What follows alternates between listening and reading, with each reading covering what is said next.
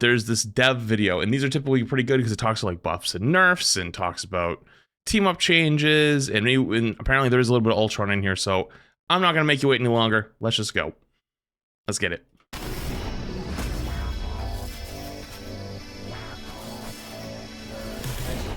Hello everyone, Guang here.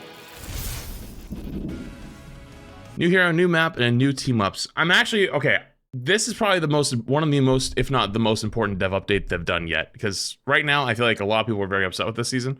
And it's split down the middle between people that are like, there's nothing wrong, people are just complaining. And people that are like, no, there is actually some shit going wrong. So this is a very good chance to kind of like right the ship. After the Hellfire Gala was crushed by Ultron's surprise attack, the mutants of Krakoa faced some of their toughest days yet. Now, Ultron has stolen Cerebro, evolved into the even more formidable Electron, and retreated to his new stronghold, Arakko. Once Krakoa's sister Iron, Arakko, has lost all its vitality, transformed by Ultron into a cold, merciless, mechanical world. But the fight isn't over. Our heroes, regrouping after their setback, must now join forces with Krakoa to save Arakko. Now, let's talk about Ultron as a... Hang on, this is 1 second. You know I'm not the most lore-heavy, knowledgeable person. Did he just say to team up with an island to save a different island? Is that actually, like, possible? Can the islands save each other? Yes? Okay, fair enough. Playable hero. He's a strategist who can provide consistent healing to his allies. However, he can also unleash devastating energy beams against enemies. His unique primary weapon introduces an all-new shooting experience. And as a flying strategist, Ultron opens up fresh possibilities for your aerial lineups. For Season 2.5, we are taking our dynamic team-up ability system even further.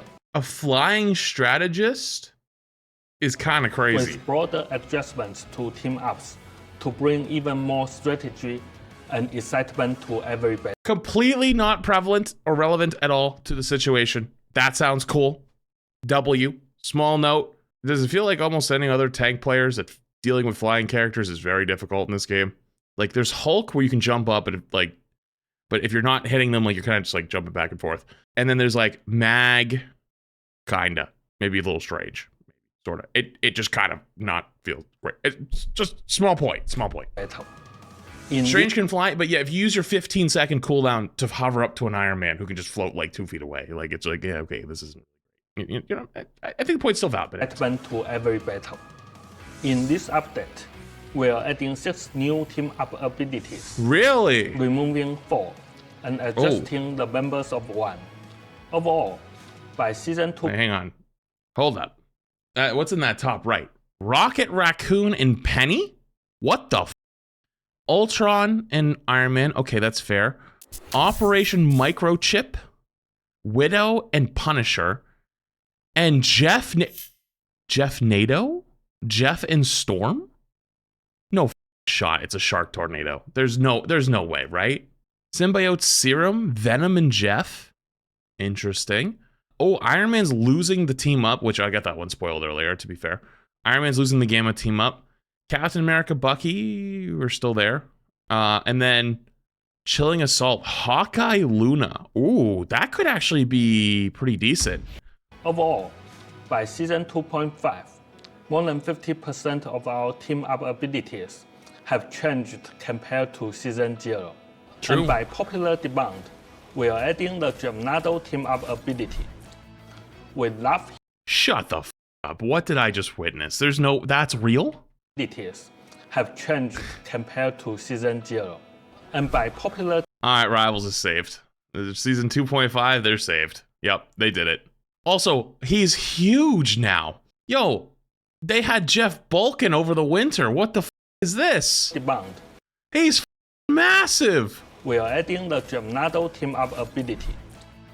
We love hearing your ideas and community... So, okay, thoughts? Do you think it's going to do more damage? Because it doesn't obviously eat them, it looks like, right? Is it going to do more damage, or does it do healing at the same time as it does damage. How is that gonna work? He eats them? Another team up ability. Oh, I didn't see at the end. I just saw the 2 ticks. Hold up. Compared to season. Wait, you're 0. right.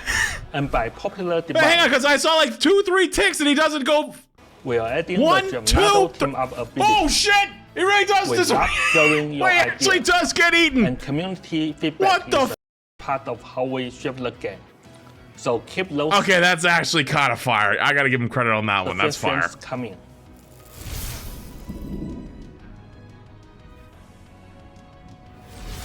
On June 6th, we are launching an exciting new limited-time experimental mode, Ultron's Battle Matrix Protocol. In this mode, 6 players can choose their own hero lineups, craft unique builds, and enhance. Wait a minute. Is that Stadium? Isn't this the Halloween Overwatch thing from a year and a half ago when it was like basically was like the precursor to Stadium when they were like giving some stuff for the player base to test to see if they liked it? Wait a second. Enhance their Like, look over on the side here. Wait a minute. Wait a second. heroes' traits. Then, engage in battle against other players for the chance to claim Oh, victory. never mind. This mode Wait, is it's an literally experiment it's of how we TFT. can fulfill everyone's fantasies of Marvel superheroes teaming up. Guys, how do you not get in Players trouble can for take this control though? Of a wider array I guess they don't of technically heroes own the entire and thing, amplify but their states and abilities. Take a break from the high-octane cooperative team battles. oh, I can't wait for the absolute cinema of people arguing on the internet about this, where it's like, dude, our team comp is sucks. And it's like, no, it doesn't. I'm rank 1 in TFT Rivals, and this team comp in TFT Rivals. You just have to try it. You know what I mean? Like, To enjoy streamlined, strategic, numerical-based solo tactical play. As the battles unfold, you will see Venom grow into a colossal force after devouring enemies. Witness Hela's extreme fire rate and spitting projectiles as she cuts down foes. Experience the increased strikes of Psylocke's ultimate. And behold, Namor commanding a true army of deep-sea creatures. Strategists will also unleash ultimate abilities that not only heal their allies, but also deal tons of damage to their enemies. We've also taken note of your feedback regarding the previous giant-sized Brain Blast leaderboards. Consequently, this mode will not feature similar designs, allowing players to fully enjoy the experience based on their preferences. that's good. Yeah, the big head mode was kind of the way they did that. With the That's okay. Hang on. I need a second to process what I just witnessed. What? Where did that come from? Like, as long as like everything else is, you're still getting all the normal content. I don't mind. Like, it's like okay, sure, but it's like I'm more curious. How the do you have time to work on that? Like, where did that come from? They have a suggestion box. Hey, you guys should make TFT Marvel Rivals. Okay, and they just pumped it out in like 2 weeks. Yeah, okay, sure, man. I guess. I'm just confused. Like, it's cool. Like, I have nothing. Like, I think it's nothing but good things at that point. I'm just confused. I'm just genuinely confused on how do you do that? Borrow devs from other games? Oh, they probably could have actually done that. Huh. No shit. All right, let's keep going. The launch of Season 2.5, we are introducing a new feature that showcases hero proficiency avatars on the Match Hero Select wheel. Additionally, Hang on. Say that again? proficiency avatars on the Match Hero Select wheel. Oh, okay. So they're okay. I'm covering probably for some of you.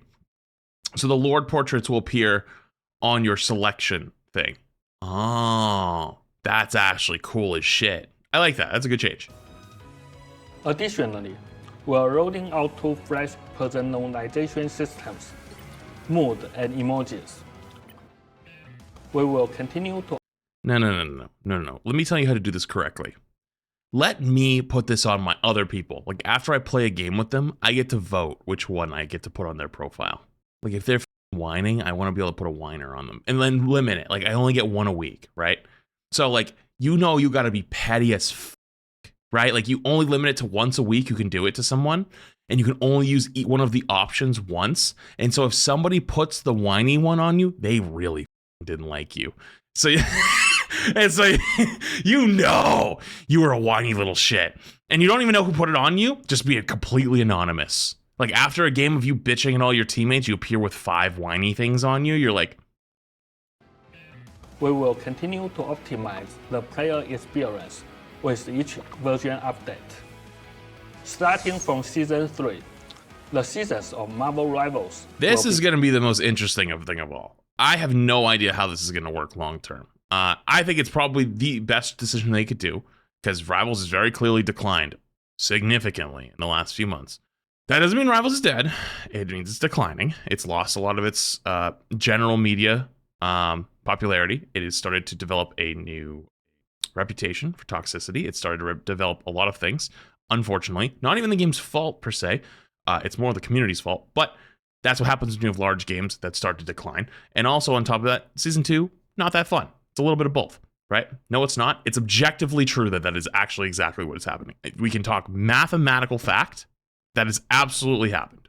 Statistically. I don't care what your opinion is. Statistics say you're wrong. Period. Right? I don't care if you think you said 85K is active is good. Don't care if you think it's good or not. The numbers itself show decline. I'm not arguing with you on feeling.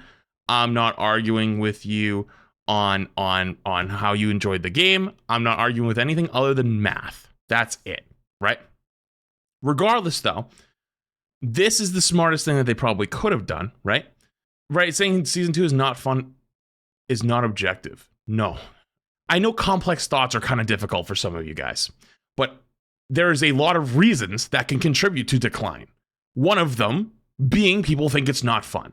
That is not objective. No shit. I didn't say that part was objective. I said statistically, the numbers show it's in decline.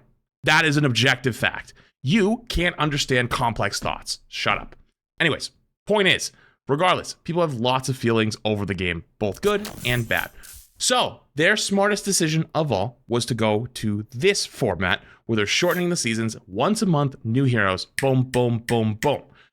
Smart, actually very smart. However, though, a little bit of a reputation in the past with other games with NetEase, where they burn the candle at both ends to maximize engagement, maximize on market capital that they currently have, right? If they have a lot of people's attention with a really good game, you burn that really hard until you lose their attention, right?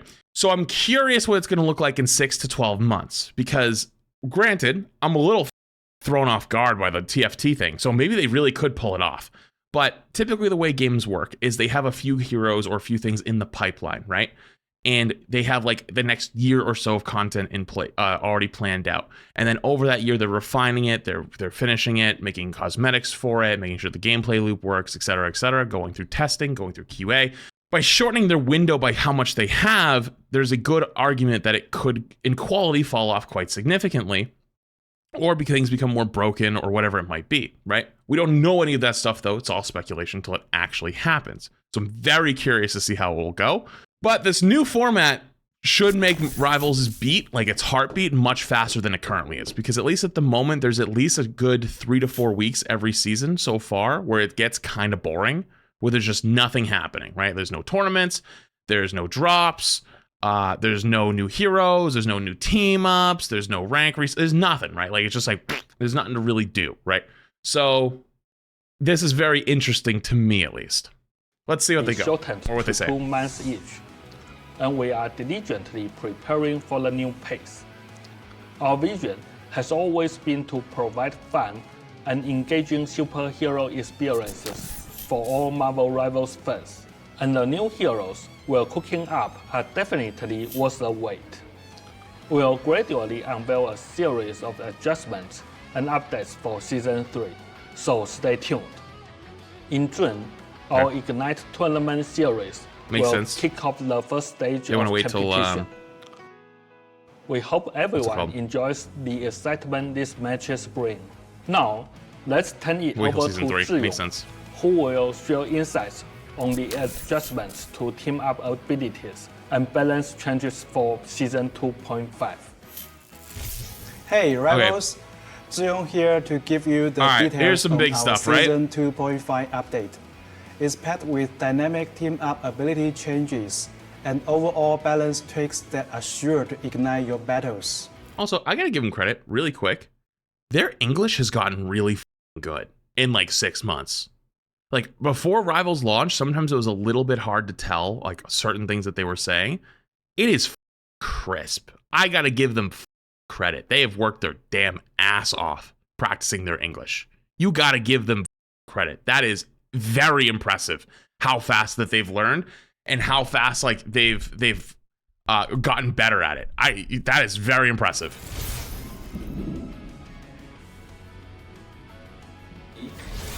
In Season 2.0, we debuted adjustments for team-up abilities, injecting fresh energy into our game environment.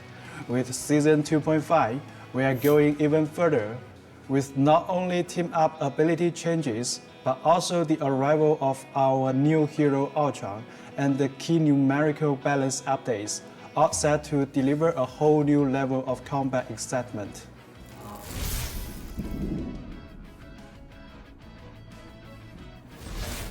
Venom takes center stage as the team-up anchor, sharing part of his symbiote with Jeff.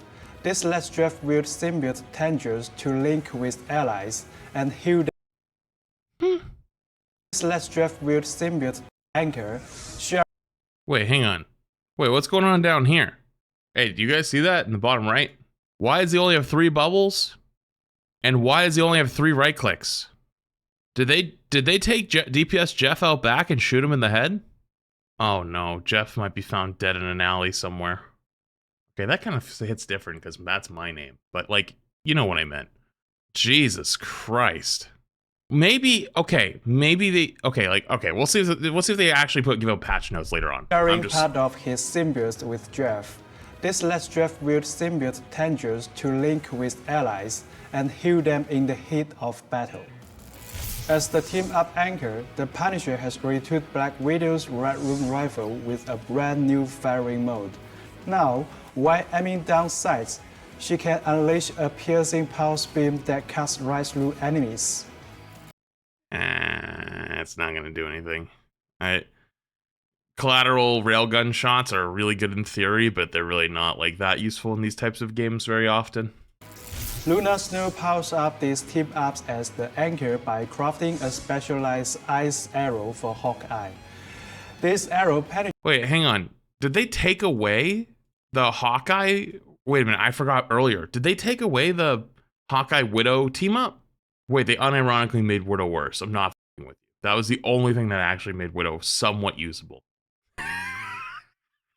Wait, he lost his ammo overload? Wait, did Punisher lost his ammo overload too? Oh my goodness, they're both cooked. The anchor. Damn, they just said, hey, both you guys kind of suck balls. Let's put you together. By crafting a specialized ice arrow for Hawkeye.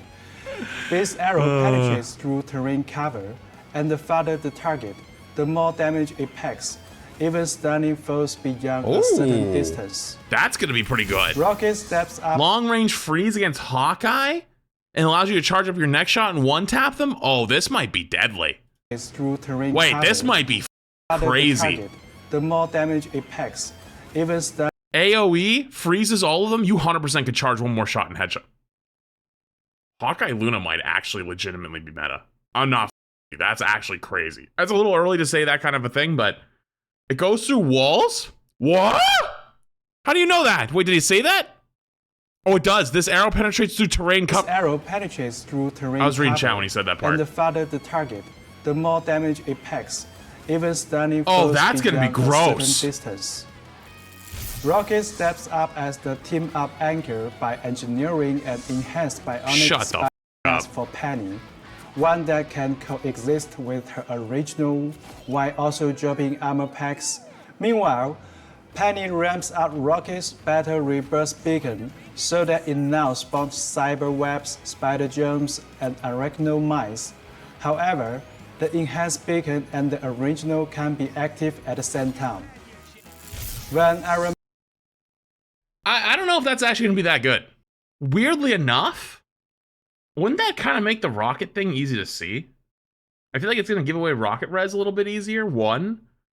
And two, like the range is significantly smaller. Does it do anything different? Is it just normal webs? Steps up as the team-up anchor by engineering an enhanced bionic spider nest for Penny, one that can coexist with her original, while also It gives out armor packs? I mean, armor packs are great, but like they're not like game-changing. dropping armor packs. Meanwhile, Penny ramps up Rocket's battery burst beacon. This is like cool. Like I So like that the it now idea, spawns- but it's not going to be in a spot where it does this. Like the only thing it's going to do is like if you have a flanker who tries to kill it, I guess you'll take some pretty significant damage. So like it'll help keep it alive, like from like Psylocke flank. But everyone in the lobby will know it's there. So I think it has a good trade-off. Like it could be, this one probably is somewhat useful. Like this thing right here. But you can't have both of them up at the same time, I believe he said. Its battery burst beacon, so that it now spawns cyber webs, spider germs, and arachno mice. However, the enhanced beacon and the original can be active at the same time. Oh, no, you can have both webs. It's just you can't have two rocket revives. You can't have the enhanced and the original. So you don't have two reses. Got it. Okay, I misunderstood the first time I listened to it. I wasn't listening that hard, to be fair. I was more looking and watching what I was seeing on the screen. I mean, it's cool. Like stuff like this is cool. Like genuinely, it's legitimately cool. At the end of the day, this stuff is actually very fun. I think what Rivals does really well is it does this thing where it kind of encourages you to have like team play and like pick things based off your teammates picking them, which I think is really good game design. I think it's fun. I don't know how impactful it'll end up being, to be fair, but I'm cool with it. Like, I think it's funny. I'm in. When Iron Man leads the charge as the team-up anchor alongside Ultron, things get serious. Wait, so that's Ultron's beam right there. Yeah. Alongside Ultron, things get seriously high-tech. Ultron taps into part of Iron Man's armor might, gaining the power to fire potent unibeam lasers that pierce everything in their path. Okay, so this is the first time we got to see any Ultron POV stuff, so that's kind of cool. What does his abilities look like? He's got some type. Oh, that's his flight. So that's the team up. That's how he pierces enemies.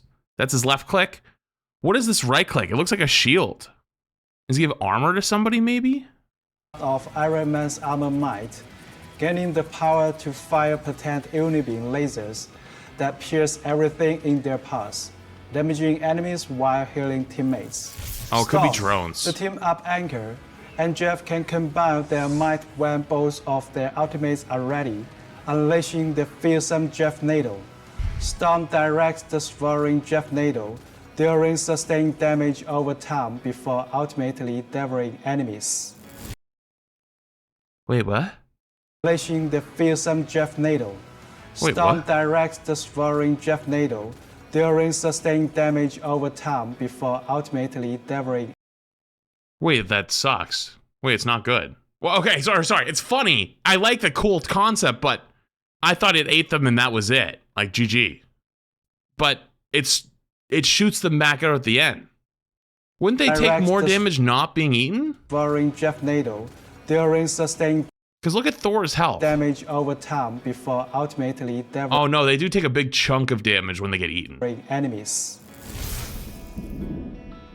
I don't know. That's going to need some in-game testing. The only thing I think about this, though, is because it ends when the storm ult ends, and it doesn't give it extra Of the time. So ultimate- look at the timer. Already. Oh, no, it does give it extra time. It gives it 3 seconds, Unleashing which isn't the much, though. fearsome Jeff Nato. Throw them off the map?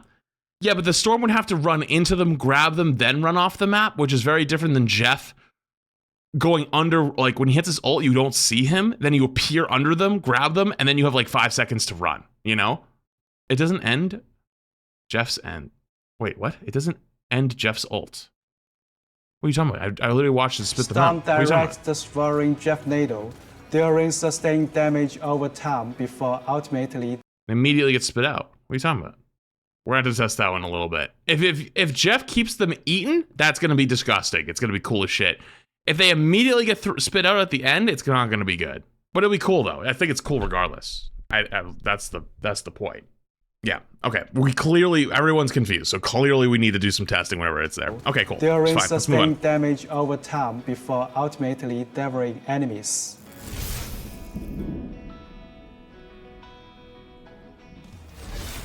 The following 4 team-ups are being completely removed: Cheering Charisma, Allied Agents, Ammo Overload, and Symbiote Bond.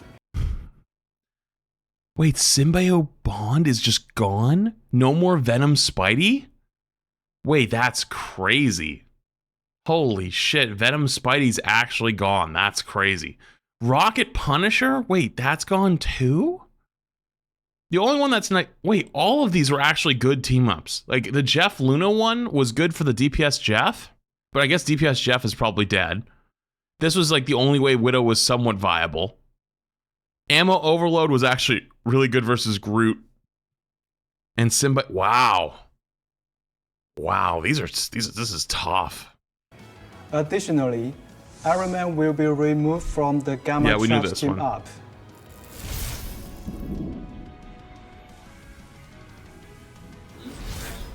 In Season 2.0, with heroes like Captain America, Iron Fist, Human Torch, and the arrival of Emma Frost, our battlefield distance shrank. This meant that squad positioning often got tangled, with agile heroes dashing past enemy vanguards to strike at backline targets, and backline heroes forced into dangerous engagements. This all resulted in a heightened emphasis on team coordination, laser-focused targeting, protective strategies, and precise positioning to back the wing. High mobility lineups, think Venom Spider-Man and Captain America Iron Fist, were wreaking havoc on the field in Season 2.0. On the flip side, teams using Groot Wars in tandem with Winter Soldier, Namor, Mr. Fantastic, and The Thing could effectively corner these swift adversaries. Meanwhile, Mr. Fantastic and Thing? I feel like Thing was not that great. Like, Emma's just so much better teams anyways. using Groot Wars in tandem with Winter Soldier, Namor, Mr. Fantastic, and The Thing could effectively corner these swift adversaries.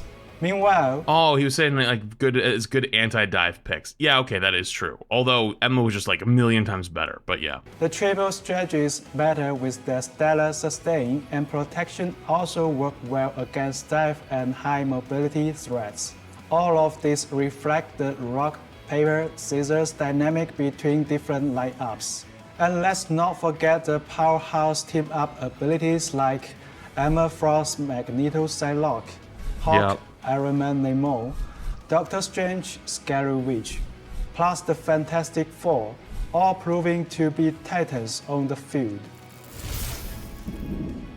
Wait, the Scarlet Witch one? You know what's funny? I thought it was actually really underrated and really, really good, but I never see it. You know? We also recognize that traditional frontline push tactics saw their competitiveness decline in Season 2.0, while high mobility lineups resulted in faster, more intense, and sometimes exhausting matches. Therefore, in Season 2.5, we are adjusting some of the overbearing heroes, and with the arrival of the flying strategist Ultron, new team compositions and strategies will emerge. For Vanguard heroes, we are nerfing Groot while giving Doctor Strange and Magneto a modest buff. We've also... I don't know if Magneto needed a buff, to be fair, but like, Strange buff, W, Groot nerf, W. Oh! Observed that Captain America's enduring survivability deserved. and Emma Frost's diamond form have been a Yep, bit too deserved, all deserved. dominant. So expect some balance adjustment there too. For duelists, we will be nerfing Iron Fist, Human Torch, and Psylocke, while providing modest buff to the Punisher, Squirrel Girl, and Storm, opening up a whole... Wait a minute, hold up. They're actually all great changes so far. realm of the tactical... I mean, I don't know what the number changes, right? We don't know the actual changes, but like, they're on the right track. For strategists, After enhancing some heroes mid-season in Season 2.0, we are now giving Luna Snow an increase to her ultimate ability energy A Luna Snow nerf in My Marvel Rivals? Holy shit, say it ain't so. requirements, in exchange for a mid-boost in her standard abilities to keep the overall... Wait, whoa, what did you just say? Hold up, what? In exchange for a mid-boost in her standard abilities... Oh, there's the catch. No, not so fast. Oh, man. I feel like the Luna Snow nerfs is like the Overwatch equivalent of Nerf Genji. It's just a fucking meme at this point. Like, it's just, you're never going to get a Luna nerf. That character is like what's a good example? What's the word for it? It's like, not poster child, but like the baby of this game. Like, you're never ever that character's always gonna be good, no matter what. To keep the overall pace in check in Season 2.5. Favorite child, The sure. Land Shark will also receive a partial adjustment for a fresh experience. They Lastly, really did take him out back. Dialing back the power for some of the most dominant team-up abilities, such as the Fantastic Four, the Hawk-Namor pairing, and the Emma Frost Magneto Psylocke team-up. These refinements combined with our new dynamic team-up ability changes will completely transform the Battlefield experience. And that's not all. The details above are just a taste of what's coming. For more in-depth balance updates, keep an eye out for our forthcoming update announcements. Stay tuned, as we will also be releasing the Season 2.0 hero pick rates and win rates very soon. Until next time, I like that they do that. Keep fighting, keep strategizing, and as always, ignite the battle.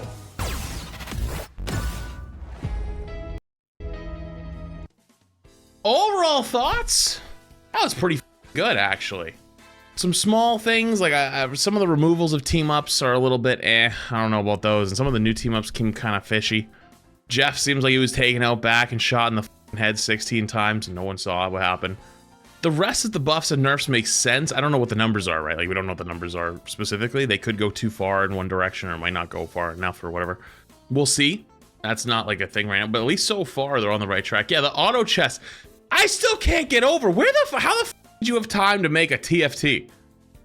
There's gotta be like, it's gotta be like super basic or something, right? Like, it's not gonna be like super advanced, right? It's gotta be, I don't know, weird. Overall though, this looks good. This actually does look really good. Maybe my realistic take is, I want to see Ultron first. Like, I want to see his kit. I want to see how he plays. I want to see how it like looks. Like, we saw a little bit, right? I want to see all that stuff first. And then I think it really comes down to Season 3. I think once they start their new cadence of like every month, new hero, every other month, every 2 months is a new season, is going to be the long-term tell for how the game is going to stabilize and like what it'll be its active, stable player base and like their active, stable like cadence for content. So that means like the next like month and a half-ish, 2 months are probably going to be very similar to the start of Season 2. I mean, the balance changes look good though. Like, balance-wise looks good. I just mean like the content pace probably will be similar to how Season 2 has been. I'm cautiously optimistic about balance changes. They look really good. I'm cautiously optimistic about some of the new team-ups. I think they're cool, although I don't know if they'll be like really that impactful. Ultron looks cool. That TFT thing looks wild. And I'm interested to see how many people come back for Ultron. I think that's what I'm most interested in, is seeing if like people actually go back to try Ultron, or if they're just kind of done, you know? Because like, I'm not gonna argue with it anymore. I don't give a I'm not arguing with anyone anymore, but like, oh my god, it's seen a big drop off in players, right? It has in the last few months. If it goes close to Season 1.5 or Season 2 launch, very close, I think it's fine. Like, they'll be good to go.